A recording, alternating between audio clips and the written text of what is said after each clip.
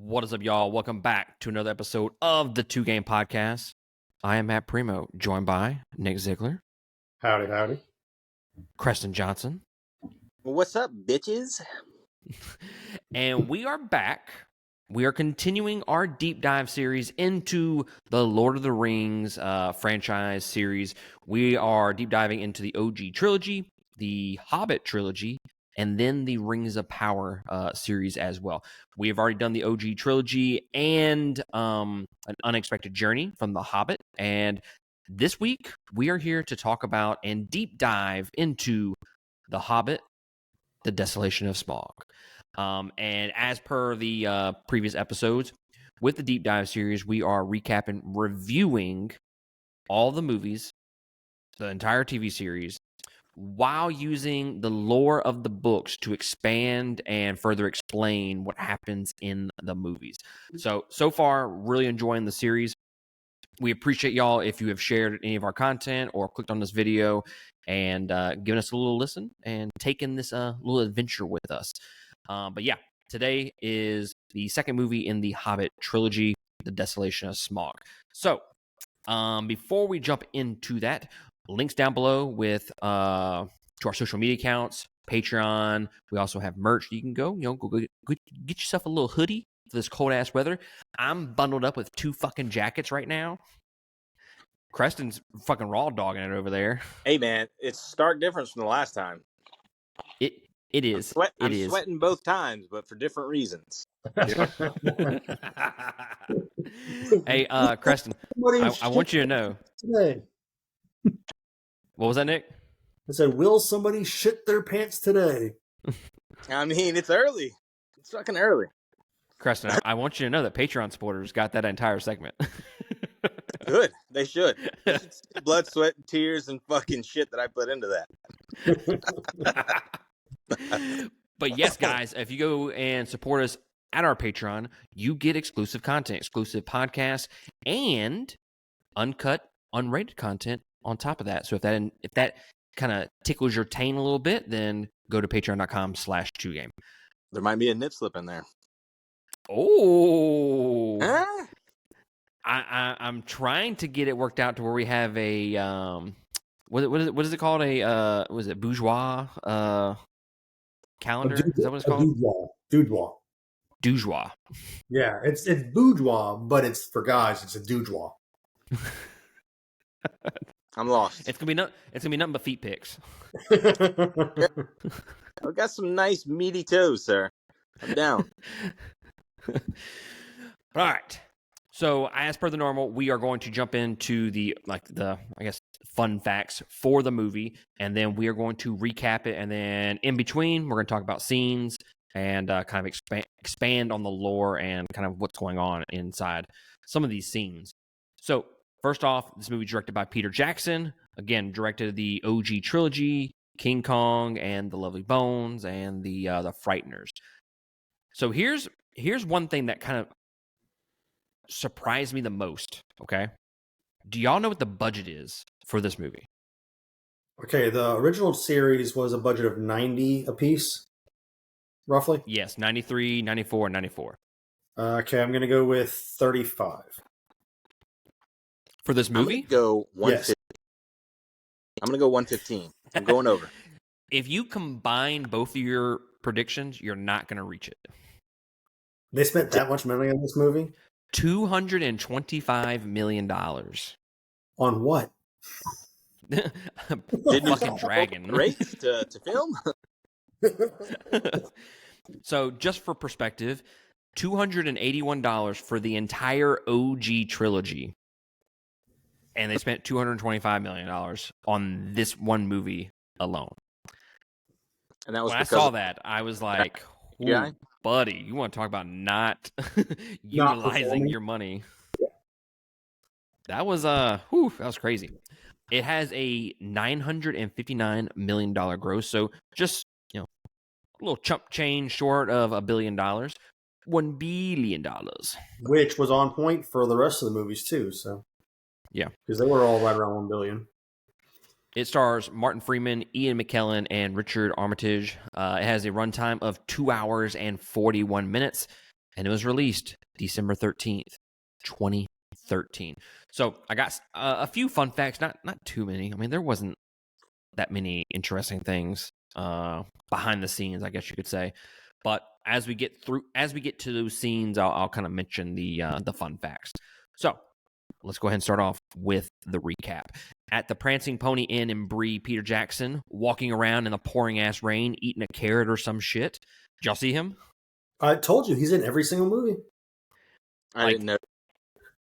Oh, dude, he was the first person you saw. Like, fucking walked out, eating a carrot. I was like, what the fuck? Like, I guess we're not going to make this, like, obvious or anything. But Gandalf the Grey warns Thorin that someone is trying to have him killed. He persuades Thorin to obtain the Arkenstone to unite the dwarves, and suggests that a stealthy burglar may be needed to steal the jewel back from Smaug. Obviously, this is prior to an unexpected journey, and then now we fast forward to the current time, which is 12 months later. Thorin and his company are being pursued by Azog and his orc party, following the events of the previous film. After Bilbo informs the group that a bear is also tracking them, Gandalf ushers them along to the home of a skin changer. Upon their arrival, they are attacked by the same bear. Gandalf reveals that it is the home of Beorn and that he may be able to aid them in their journey. Again, if y'all want me to stop, just let me know.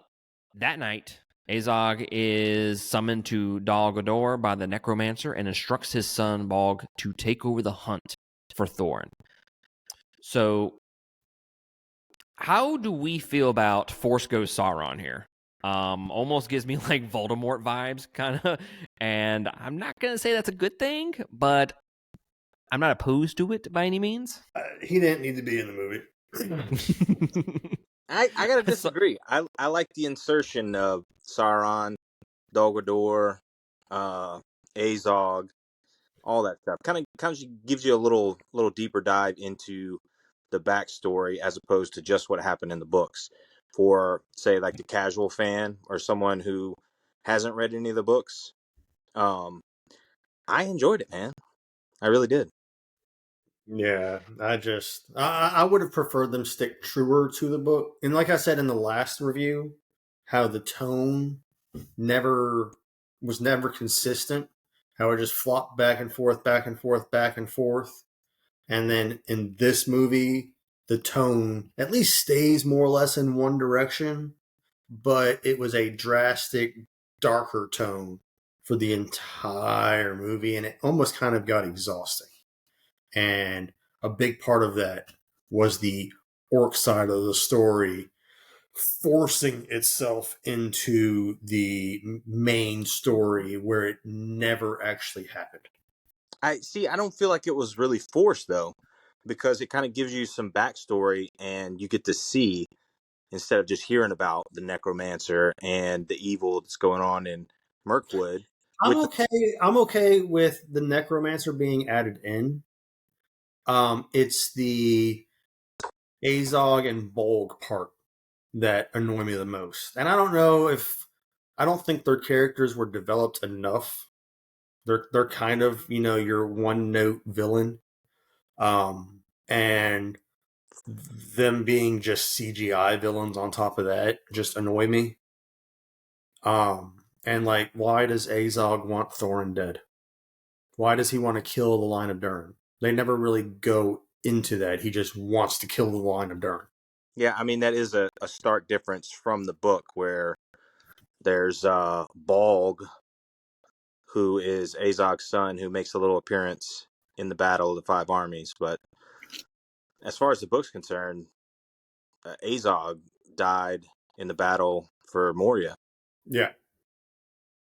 But again, I kind of enjoyed them bringing those characters along too. I would have preferred them to actually be characters, though, and not just computer-generated. Say that again. I said I prefer them to actually be characters, though, and not just CGI villains. Yeah. No, that would have been nice if they would have went old school with the fucking cottage cheese faces and stuff. I don't know. I feel like Sauron was just kind of Is he in The Hobbit whatsoever? No, No. Okay. So no, it But feels like this. he's referred in to as the necromancer. What was that, Creston? I said at the same time, Legolas, Toriel, none of them are in The Hobbit either. Those are also good additions, I feel like. I enjoyed it, man. Let me go ahead and just run Let's, down this let, real quick all before right. we talk. Hey, hold up. We're gonna get to that. I need y'all to hold your horses. Okay. I have notes. We haven't got to that part of the story yet. Calm down. I don't necessarily dislike it, but I wouldn't say I like it. I think maybe the execution of adding Force Ghost Sauron to this was probably, I don't know, not executed as good as it could. It feels kind of like it was just shoehorned in there. Like it was just like, hey, we just need to throw him in there. And it also makes me ask a bunch of questions in terms of Gandalf knows he's back, but then when we get to the Fellowship of the Ring, he doesn't know anything about it, and then he has to go research it. I think the researching was just about the ring, not about Sauron being back. But so he knew. Then they knew. So Gandalf had discovered the necromancer 50 or so years before the events of The Hobbit. And that's when he met Thorin's dad and got the map. And Thorin's dad died 50 years prior. And that's when Gandalf got the map and the key. And then, but it wasn't until the events of The Hobbit that take place in the background that are never talked about until the last chapter of the book, where Gandalf disappeared to in the story, was that he went with the White Council to drive the necromancer out of Dol Guldur. And that's when it was revealed that it was Sauron. Not in the book, but that's when they figured out that it was actually Sauron and not just the necromancer. The next day, Bjorn loans his horses to the company so they can reach Mirkwood and hinder the pursuing orcs. Upon arrival at the forest border, Gandalf discovers black speech graffiti imprinted on an old ruin, coinciding with a telepathic message from Galadriel imploring him to investigate the tombs of the Nazgul at an unnamed location. Okay, I do think it's worth noting here that their group got these horses, and then legitimately 10 seconds later, they set them all free. They rode them for all of 10 seconds. Yeah, but it was like several days that they rode to the forest. Yeah, they kind of gave the whole Bjorn story an injustice in this movie. Absolutely. I wanted more of it, man. Yeah. The whole, whenever Gandalf is introducing all the dwarves during his story of how they got there to Bjorn, it was a lot more interesting and a lot more fun and playful. And I think had they stuck with the higher tone in the first movie throughout this movie, it would flow together more as a sequel, having it more childlike. I think that would probably been a better idea.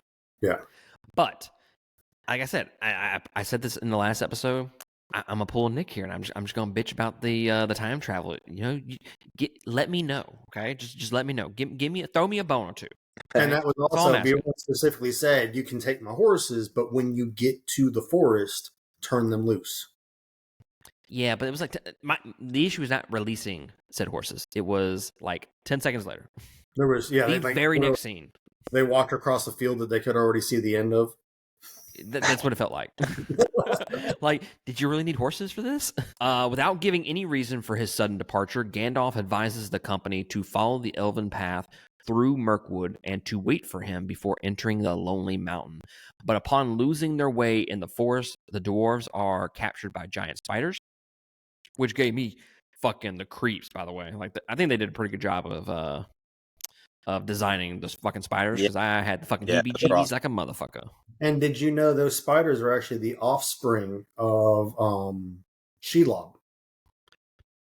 I just assumed. I didn't know for a fact. That's canon. They are the offspring of Shelob. A lot of fucking spiders. That's a no-go for me, dog. Once I see those spiders, I'm peacing out. Y'all go fucking find your own fucking Lonely Mountain. I'm gonna go back over here where the horses are, okay? Bilbo, with the help of his new ring, manages to free them from the webs and names his sword Sting. Um, we'll get to that in a little bit. Okay, I have a little note on that as we go through this this deep dive. However, while fighting the attacking spiders, Bilbo drops the ring and he begins to learn of the corruption it has on him after brutally killing a crab-like spider to retrieve it. Legolas shows up to save the day, and am I just absolutely crazy here when I say this? But does it seem like he's just a completely different character from The Hobbit into Lord of the Rings? It's just that, like a little more what? stone cold. Yeah, like he was pretty fucking cool in the OG trilogy, and here he's just like, bro, like, why are you a dick? Also, He's not likable in this movie. he's not. And we talked about the de-aging process they used in the first movie. Yeah, And then they decided not to in this one, and Legolas literally, like, he looks like he's 15 years older now, and like you got the wrinkles on the forehead now, and his blue-eyed contacts just don't seem to be as nice as they were in the first movie. And yeah, those contacts definitely sticking out to me. His wig was really bad. Like you could see the hairline from his actual hair. I mean, like where did they spend this money on this this budget? Where did it go to? Because so far I'm not seeing it. I mean, with that being said, though, I do like the addition of Legolas into the movies. I like the expansion on the woodland elves. That's fine, but I would have preferred him to play a lesser role. Him just be there and be in the discussion in the background versus him being the badass hunter killer asshole that he was in this movie.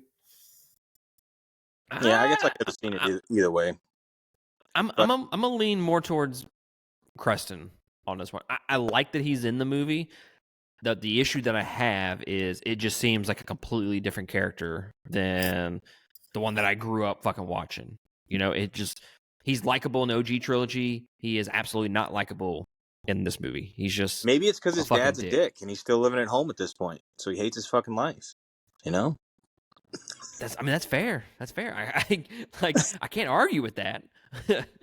But it just seems weird when you're watching these movies back to back, and then you see this happen, and you're like, wait, do we get explanation of why he's like this versus why he's not like that in the OG trilogy? Because if there's an arc there, then by all means, I'm a fucking dumbass, and by all means, I'm okay with it. I mean, granted, we have a third movie. I don't know if he's in it or not, but if they do somehow kind of change his character, what's the word I'm looking for? Grow his character. Yeah, grow his character into the one that he is, then by all means, I'm perfectly okay with that. But at this point, I don't know whether he's in the third one or fucking not. And then on another side note, one thing I've noticed so far, 30 minutes into this film, that it's kind of falling victim to the whole prequel thing, where they have to explain every little thing. Like I mentioned Sting a minute ago. He stabs him and he's like, "That's got a Sting." Huh, Sting? That's a good name. I was like, bro, like that's actually in the book.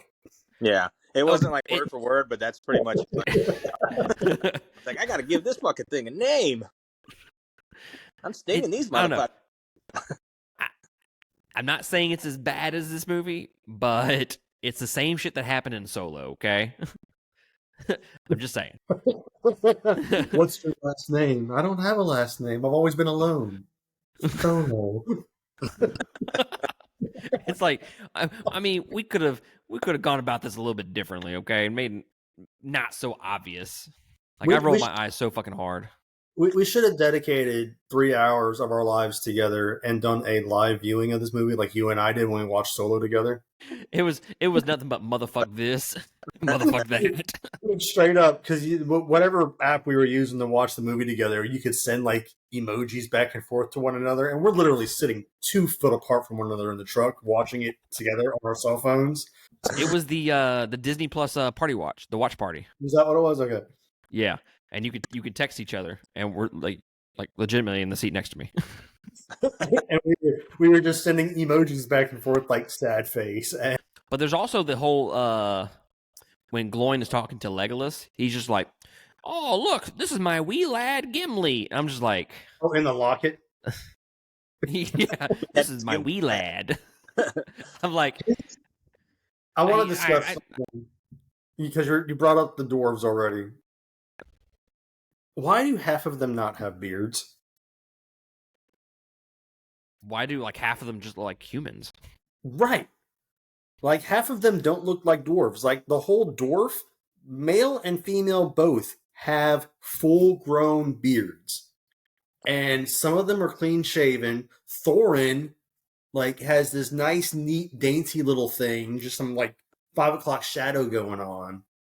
They need to all have like full-fledged beards to be dwarves. They are born with beards. What's that? What's Krill? Is that his name? That dude looks like straight up human. Like I don't even know what are you doing in this party? Killy? Yeah, him. Like, what do you like? Did they just pick you up on the side of the road? Right. Because you Thorin- kind of look like a great value version. Not gonna lie. Yeah, Thorin doesn't look like a dwarf. He looks like a short human. Killy is a short human. Philly, maybe? He's got the dwarf nose prosthetic on. So I'll give him that. Philly, like Philly cheesesteak. Fili. Close enough. Tomato. Okay. Did you learn digress. any more names during this movie? Apparently not. I thought I knew the human one, but apparently I didn't know it. Which I do have a note like later on in this in my notes about those names. Yeah. Oin, Gloin.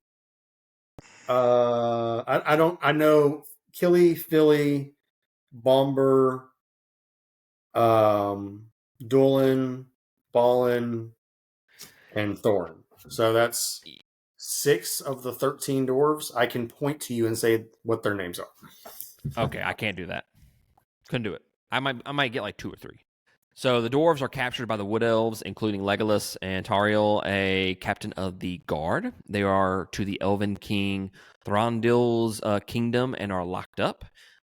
During their captivity, a romantic subplot develops between Tauriel and Killy.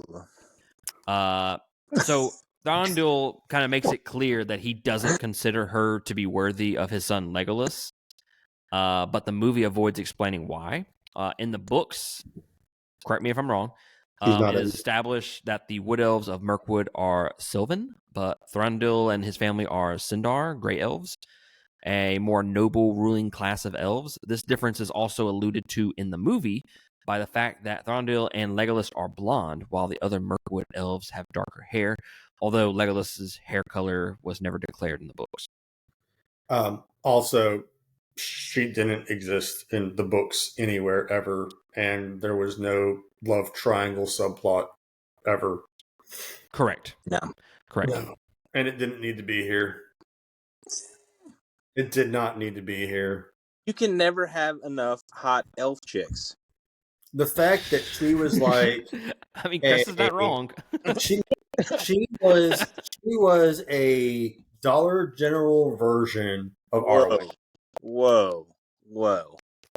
Not Dollar General. Maybe Dollar Tree. Not Dollar General. Maybe Dollar Tree. No. Yeah. She wasn't even Kmart Arwen. She was Dollar General version. She was in Kmart. Kmart, the one that's out of business. So yeah, speaking of that, the romance between her and Killy was always intended to be in this movie from as early as 2010, with her relationship with Legolas being strictly platonic. But when reshoots were done to turn it into 3 movies, the studio forced them to write Legolas into the love story and turn it into a love triangle.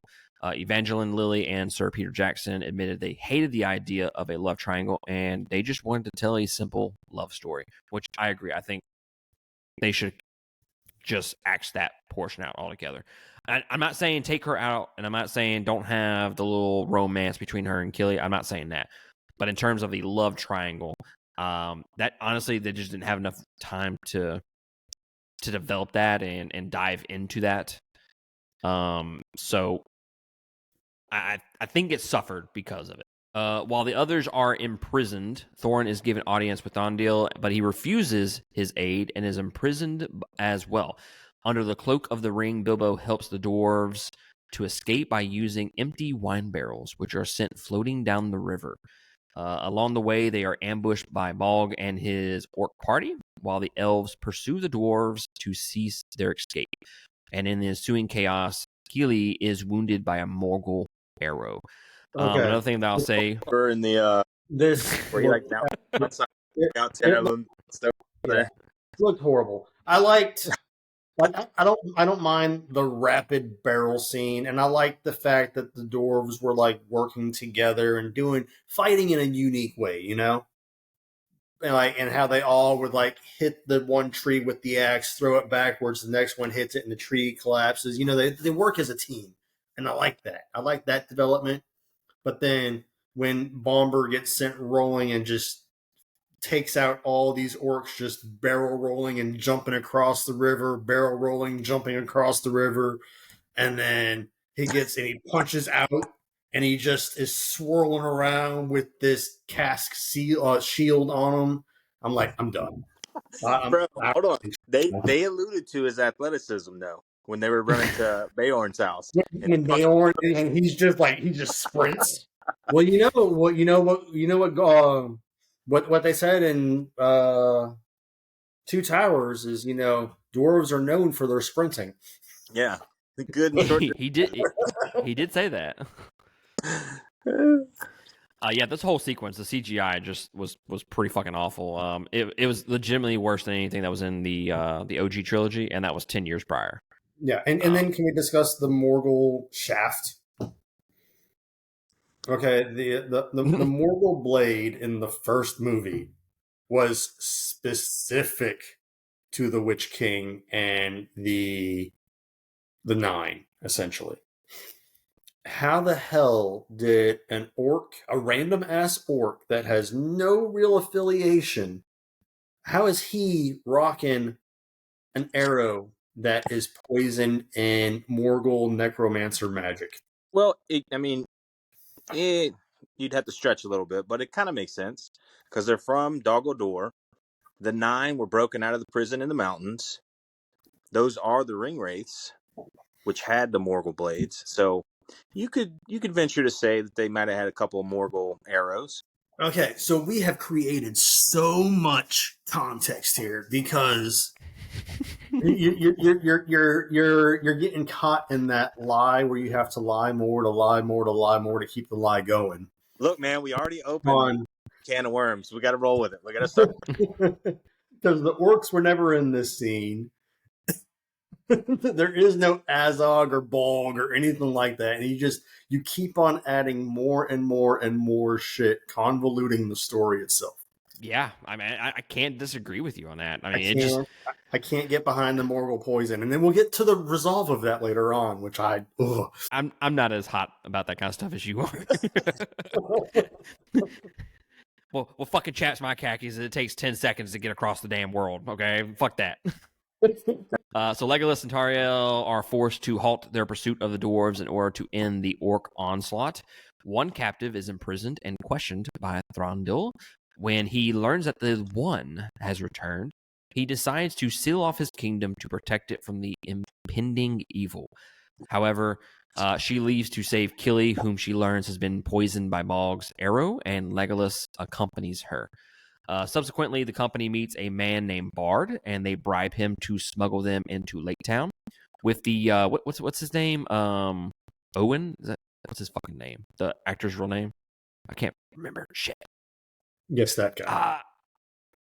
Anyways, I'm not here to say that he's like this amazing actor, but I do like him in the movies that he plays. He was Dracula in Dracula Untold. Okay, that's I Uh, think the only movie I've seen him in. Otherwise, he's also he was also in Beauty and the Beast as well, the remake. oh, he was Gaston. Gaston. Okay, And he was also in not Final Fantasy, Fast and the Furious. Don't ask me which one. He one of the 30 movies that they have. Yeah. Solid actor. Dracula Untold.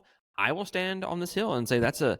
I'm not saying it's a great movie by any means, but it is a entertaining, like B-rated movie for sure. He played a good Gaston. Yes. That movie wasn't that bad, to be honest with you. But honestly, as far as all the live Disney remakes, that's the only one that I actually like. Yes, absolutely agree. Hold on. Subsequently, yeah. I did all that. Where the master of the town rules with an iron fist. Okay, I think it's time to talk about the tone of this film, and we mentioned it a little bit earlier. Am I the only one who gets like Pirates of the Caribbean vibes here? The whole movie feels like a swashbuckling adventure. I'm not sure that's a compliment. It's not. And not sure changing the genre between movies was the right move either. Halfway through the movie. Yes. Because it's like dark at the very beginning, and then now it's all of a sudden Pirates of the Caribbean. I'm like, did I change movies? With a lot of gut wrenching slapstick humor. Was there slapstick humor? Well, when you talk about the master's henchman, whatever the fuck his name is. I'm not gonna lie. I watched this at like 2:00 in the morning. Little snaky dude. I don't remember any of that. Hold on, I that dude just disgusts me looking at him. He's so bad. What'd you say, Kristen? Desolation. Let me get his name, the character name. I especially liked when he was eating the ram balls. And he's like, nobody has that. And then the little dude slips up, bollocks, and hands him a plate of. Alfred. I hate Alfred. Look, like I said, I watched this at like 2:00 in the morning, most of it, and I don't remember any of that humor. Just go on YouTube and just like YouTube search every scene with Alfred in it. Mm-hmm. And you'll understand just how annoying and unnecessary of a character he was. Also, another thing, and I think this is actually when we get to like our overall impressions on the movie and whatnot, I think this is going to be one of the biggest issues that I have with the entire movie. Bilbo is basically a background character in this film. They focused. What'd you say? Did I not say he was done after the end of the first film? Indeed. They did focus more on the dwarves this time around. Granted, I think they do a better job of like I still couldn't tell you all their names, but I think they did a better job of including kind of using the dwarves in this movie and kind of giving them some type of personality, I guess you could say. But I just find it strange that Bilbo is the main character in An Unexpected Journey, and then he barely shows up in this one. Like, he legitimately has almost no lines up until the moment, no future spoilers, when he meets Smaug. Is that something that happens in the books? I'm assuming not. No, the whole movie takes place from the perspective, more or less, of Bilbo Baggins. Hence why he writes the fucking book. Right. And the fact that this movie is called The Hobbit, The Desolation of Smaug, you would expect The Hobbit to be the focus of attention. Yeah, so that's going to be one of my biggest issues with the entire movie. It's just like, he was like one of the best things about your last movie. Why are you not using? That's like having a Lord of the Rings movie without rings. It's like, is it really Lord of the Rings at that point? I'm gonna go ahead and base off your silence that I'm correct in that assumption. Oh, I'm sorry for y'all just listening on the podcast. I'm nodding my head. Which, by the way, if you are listening to us on like Apple Podcasts or some shit like that, you can also catch us on YouTube, and then you can also watch and listen on Spotify. So all those links are down below. So go to your favorite podcast listening app, get the audio, or go to Spotify and or YouTube to get the video. But moving on. The group attempts to steal weapons before being captured, and in the process learn that Bard is a descendant of Dale's ruler, Girion, who died attempting to kill Smaug with black arrows. After Thorin convinces the townfolk and Master that they will share the riches of the recaptured mountain, the adventurers receive a grand send-off the next morning. The injured Killy is ordered to stay behind until he gets his strength back. Oin, Philly, and Bofer also remain to tend him in Bard's house. As the events of Thorin's company occurs, Gandalf reaches the remote tomb of the Nazgul and found that they have been revived. He is joined by Radagast the Brown, and it is revealed that the necromancer cannot be a mere human, as the Nazgul answer only to one master. Returning to Mirkwood, while sending Radagast to warn Galadriel of their discovery, Gandalf enters the orc and warg infested Dol Guldur and is attacked by Azog. While attempting to escape, the necromancer appears, and following a duel between the two, Gandalf is captured. With his worst fears realized that the necromancer is indeed Sauron, Gandalf watches in horror as the orc army marches towards the Lonely Mountain. Once at the Lonely Mountain, Bilbo deciphers the map's cryptic clue and uses moonlight to find the hidden keyhole that opens the secret door into the mountain. Balin Can we stop with Thorin? Is like they're searching this whole mountainside for this secret staircase, and Bilbo happens upon this obviously constructed staircase. And Thorin's like, "Man, you got a keen eye. I can't believe you saw that." I didn't even think about the that. same thing. I'm like, that's a big ass fucking staircase, brother. It's straight up right angles, just carved in the side of the mountain. And Thorin's like, "God, I can't believe I missed that, man. You got some good eyes." That's fucking All funny. those years underground, his eyes are terrible. Balin then explains Bilbo's real purpose and sends him down to the treasury to locate the Arkenstone. Unfortunately, Bilbo's searching quickly awakens Smaug, who initially finds the Hobbit amusing, but swiftly tires of him and then intends to kill him. Just hear me out when I say this, okay? Dragon in Shrek that married Donkey. Yes, A lot of seal. that's it. Sure. So again, Eerily similar here. again, I will say, as far as this movie goes, Bilbo one-on-one with the main enemy of the movie. So first movie it was with Gollum, and now Bilbo's by himself with Smaug. Best scene in the movie. Yes. Yeah, I like the depiction of Smaug in this. Yeah. Witty, cunning, evil.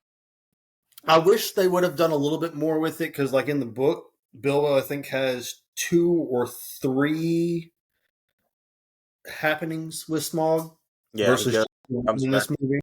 Goes Right. back. Yeah. So I would have liked to have that back and forth where Bilbo leaves, comes back, leaves, comes back, whatever. And have Smaug get wiser and start scheming and planning ahead of time to outwit Bilbo and the rest of them, versus it just being one interaction. But still, best scene of this movie was Bilbo interacting with Smaug.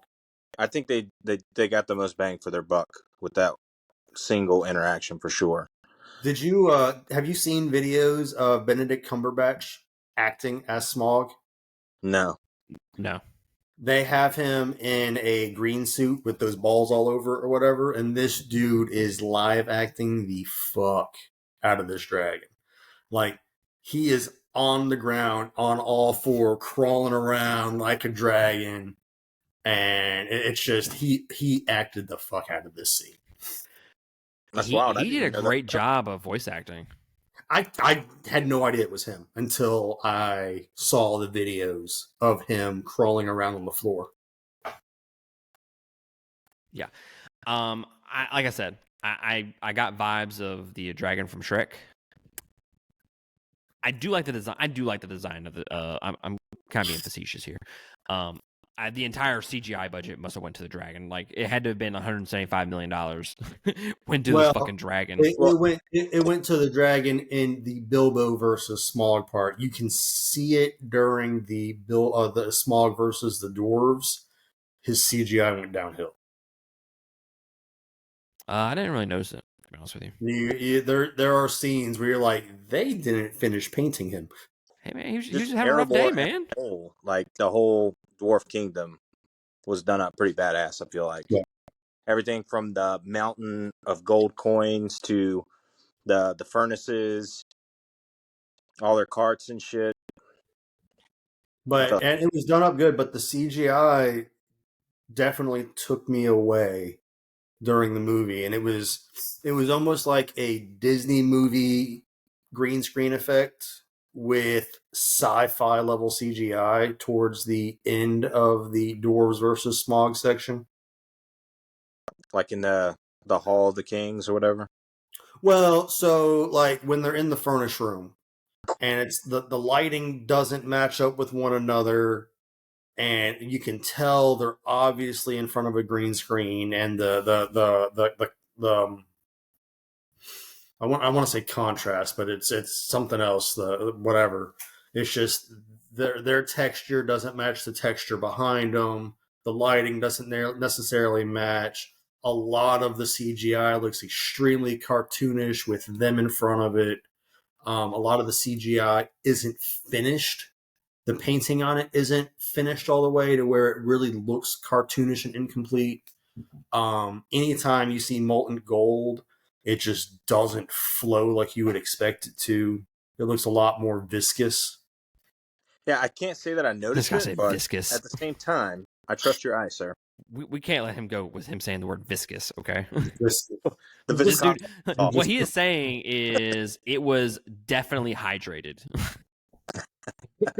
That shit was thick. In Lake Town, Bard hears the rumbling caused by Smaug's awakening and attempts to affix the last black arrow to the town's launcher, but is arrested.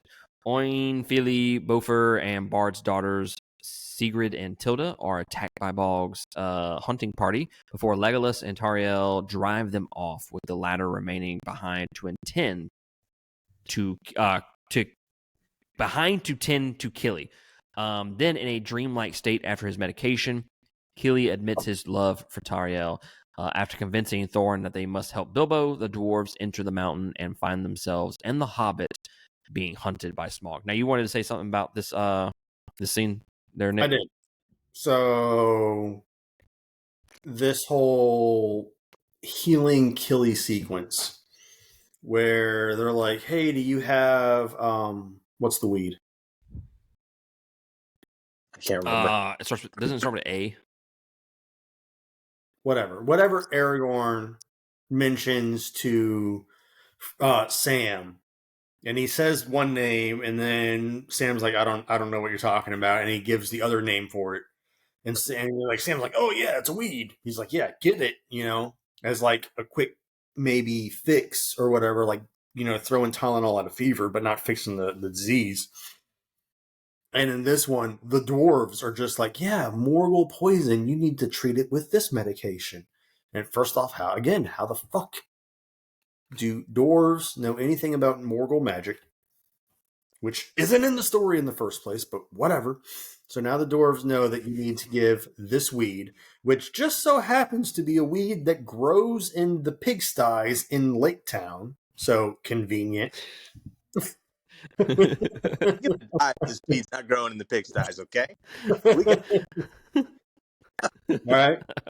So they make this paste up, okay, and then Throndur, or whatever the fuck her name is, it's made up, who is the Dollar General version of Arwen, says the same exact prayer that Arwen says in the Fellowship while she's riding to Rivendell, just to keep Frodo's spirits going until she can get him to Elrond, who is the magical healer of all the elves that knows all the elven magics to heal things.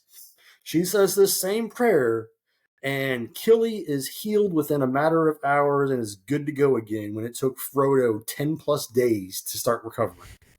That just shows you how much more powerful Tariel is than, Arwen. No, Arwen. cut all this shit out.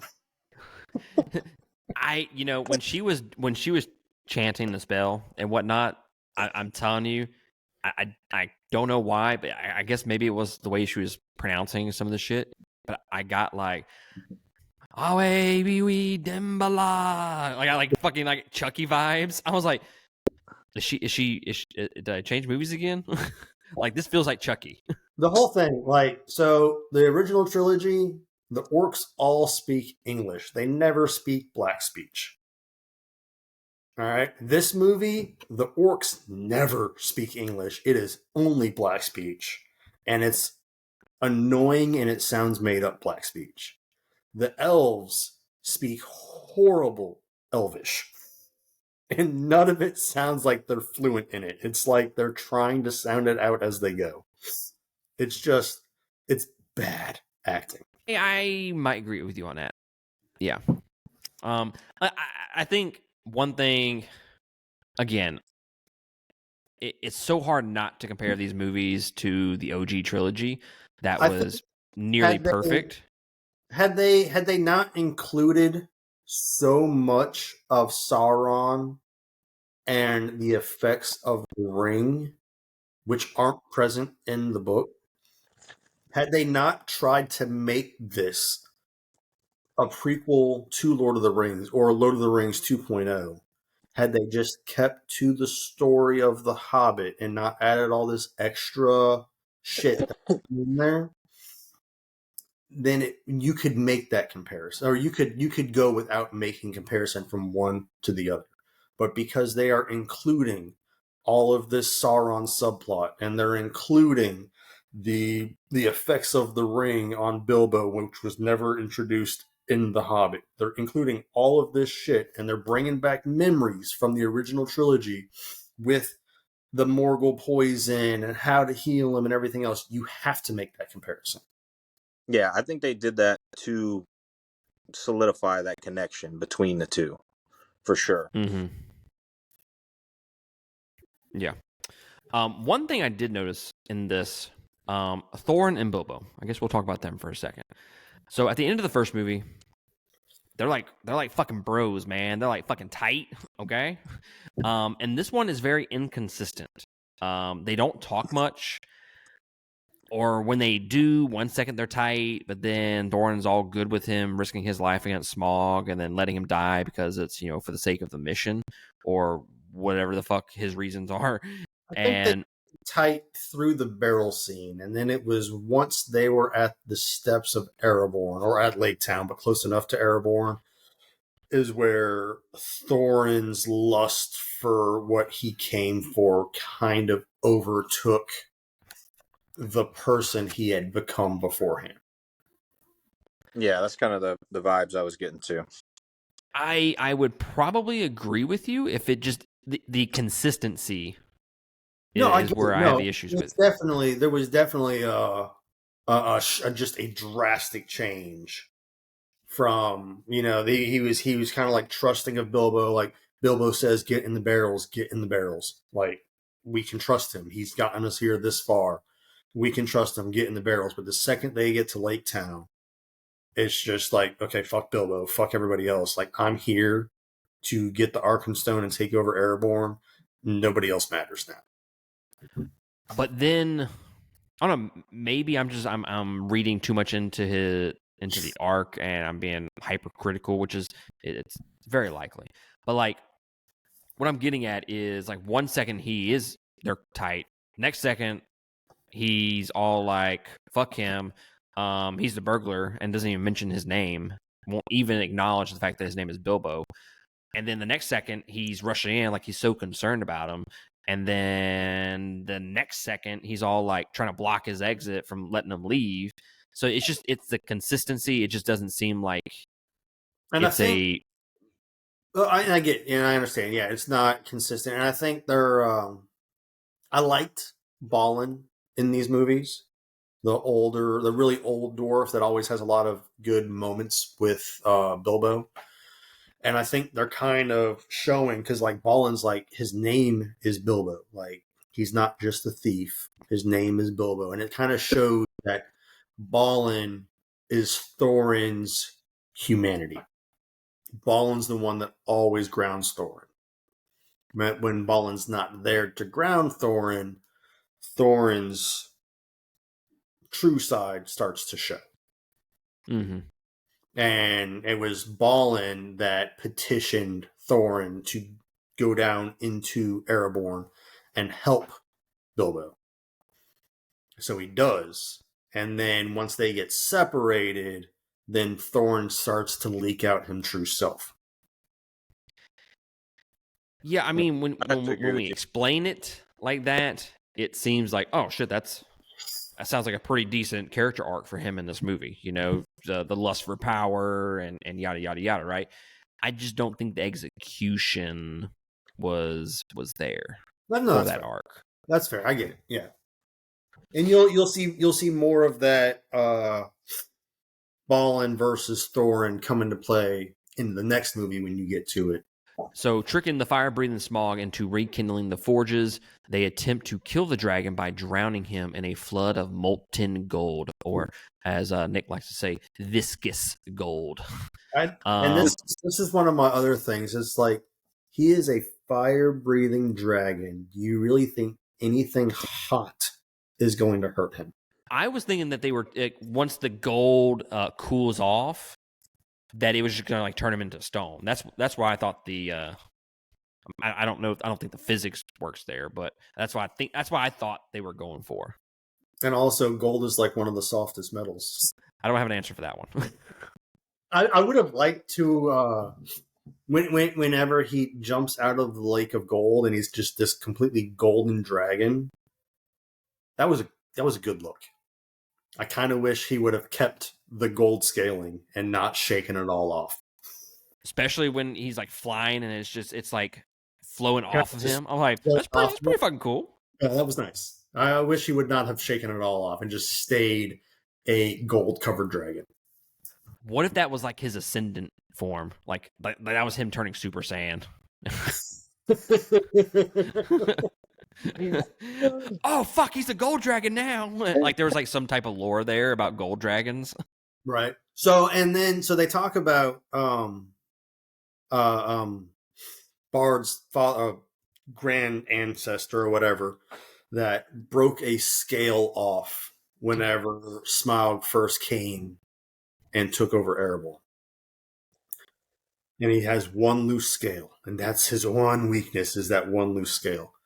In the book, the entire underbelly of the dragon is their weakness. They kind of added a touch of that in whenever they're sneaking through Erebor, and then that gold coin drops in front of Bilbo, and it freezes, and then Smaug is crawling over them looking, and he's got pieces of gold and stuff falling off of him as he's walking. In the book, he had covered his entire underbelly with jewels as protection, so that way he had no weaknesses. Oh. And he had missed the spot. And that was the exposed underbelly. Get you every time. Smaug survives and stumbles out of the mountain, determined to make the people of Lake Town suffer for giving aid to the dwarves, leaving Bilbo horrified at the turn of events. And cut. And when I say cut, I mean like a drastic cut for the movie. Yep, that's this look. I thought the OG trilogy with Fellowship, Two Towers, I thought they ended those movies perfectly. Like in terms of capping off a singular story, making it a standalone chapter, I thought they did a great job with those two movies. This, and for the most part, they did great with the first movie, An Unexpected Journey, which we kind of, drew comparisons to Fellowship with that one. This one is just so abrupt. Like they just had no fucking idea how to end this movie. I specifically watched this movie today and last night, whatever. I had made the comment that this was originally supposed to be 2 movies. And I was trying to watch this movie to figure out at what point should they have stopped it and made a sequel versus a trilogy. Because I think the whole Smaug part, the way that it ended in this movie, just doesn't fit. It doesn't feel comfortable. And I think had they not added so much extra shit between Lake Town and the love triangle and everything else, that you could have legitimately taken out easily an hour and a half of this movie and extra shit that wasn't there.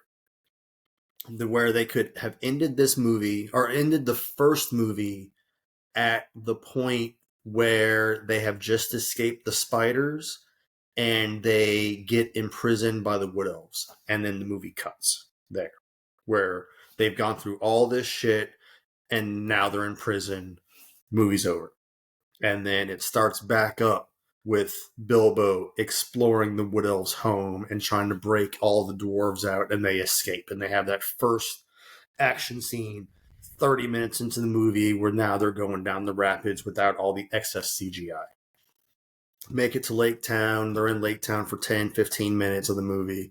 Now they go to Erebor. They have that Smaug interaction. And I think this departure from the book was I don't like this departure from the book necessarily. In the book, the dwarves and Bilbo, Smaug disappears and they don't know where he went to. They go into Erebor to find him, and they can't find him, and they're on edge, they're on guard. It's a high suspense moment because at every moment they might turn a corner and Smaug's going to be there, and he's not. And he had left Erebor and destroyed Lake Town without anybody knowing it had happened. And it wasn't until like a week later they found out Lake Town had been destroyed and Smaug had been killed. Mm-hmm. But it was just a high suspense moment. It would have been fun suspense.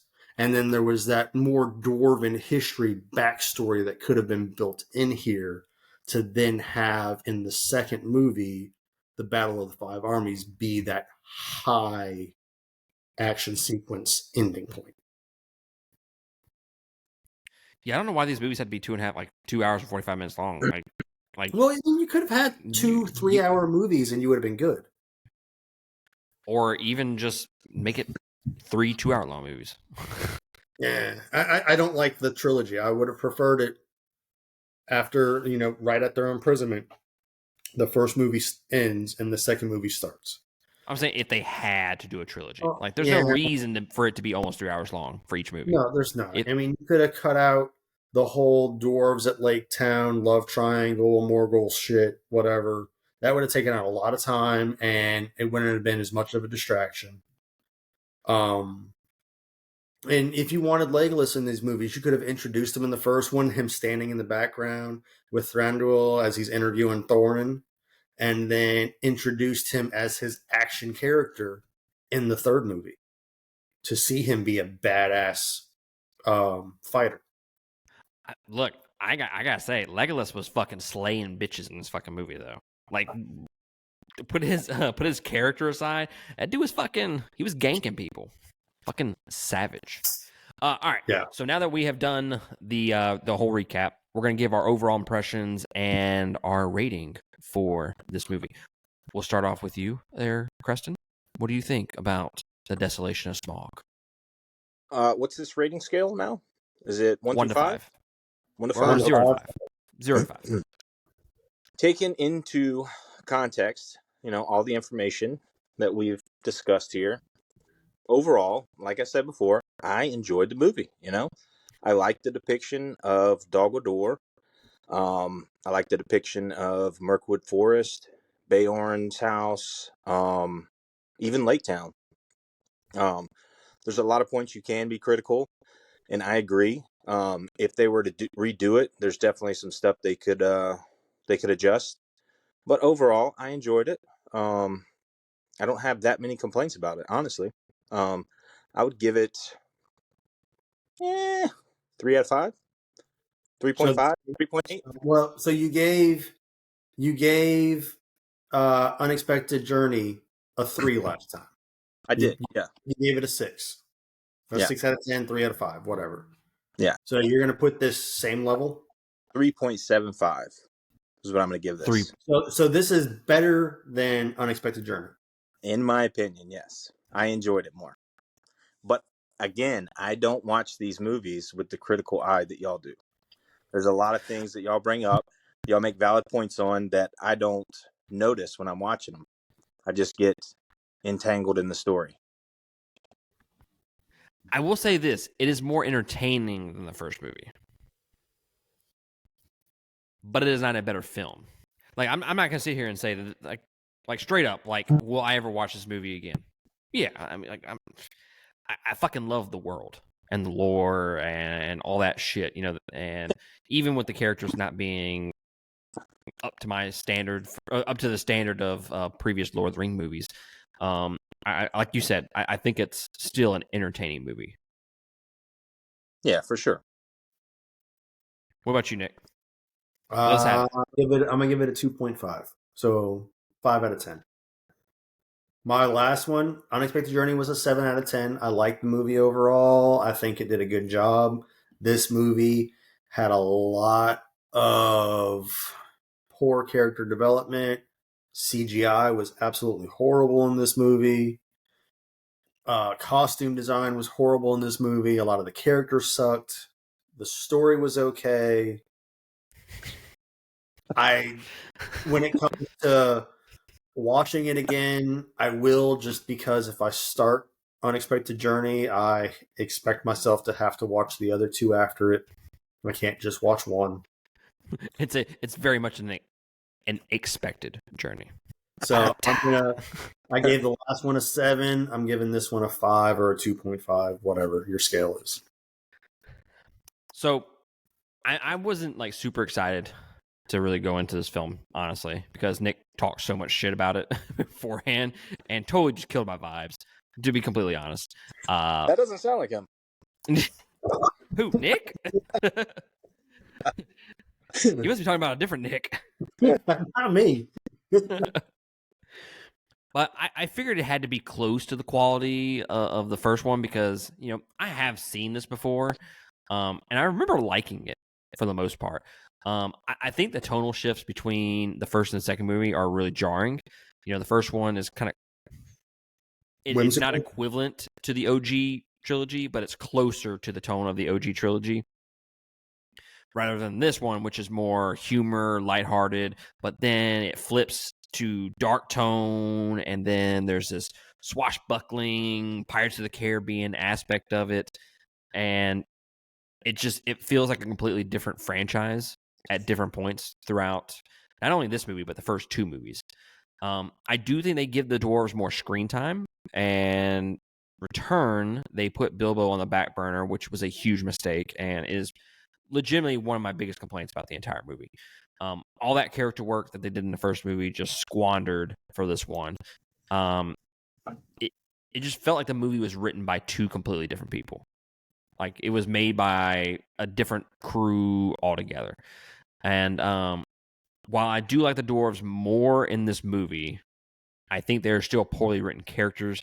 I know Nick says he can name them all and point them out. 6 out of the 13. That's less than 50%.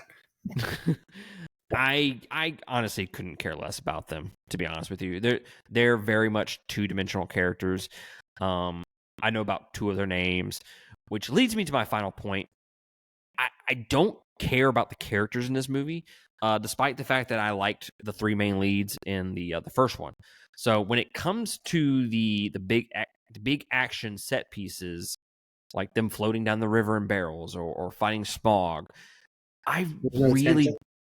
there's no tension for me. I don't really care what happens to them. Now, I'm not saying that I'm not entertained, you know, like straight up, like this is fucking Russell Crowe and Gladiator. Like I'm entertained, okay? But there's no tension there. Like if they die, they die. And it's amazing because it's not like going back and watching the prequel trilogy where you know what's going to happen to Anakin Skywalker. You know he's going to survive this and he's going to become Darth Vader. In this movie, the only two characters you know that are going to survive are going to be Bilbo, Gandalf, and Gloin. Those are the only three that you know are going to live. So you have 13 characters in this movie that you have no idea what's going to happen to them, and yet they were written so poorly that you just don't care. I really thought you were about to go on a deep end there with the Star Wars prequels shit, and I was getting prepared, sir. I was getting prepared. As far as like those movies, at least, like you were kind of you wanted to know how it happened with Anakin. Like you knew what was going to happen, but you were still invested in it. With these characters, you don't care if they survive at the very end of this whole thing, even though you know if you don't know if they're alive during the movies. During the events of Fellowship, or I guess you do for Ballin, but you don't know about. So those four characters, you know what happens to them, but you don't know what happens in this series, and you just don't care because they're written so poorly. Absolutely agree. I mean, that's pretty much all I can say about it.